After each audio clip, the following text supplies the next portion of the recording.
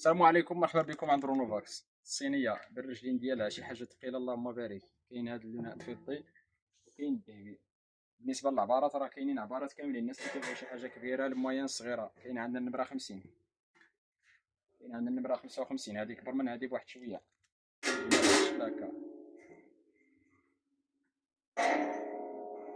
بالنسبه للطوغي ديالها النمره 55 حتى هي النمره 45، هذه حتى هي 45 بحال هذه.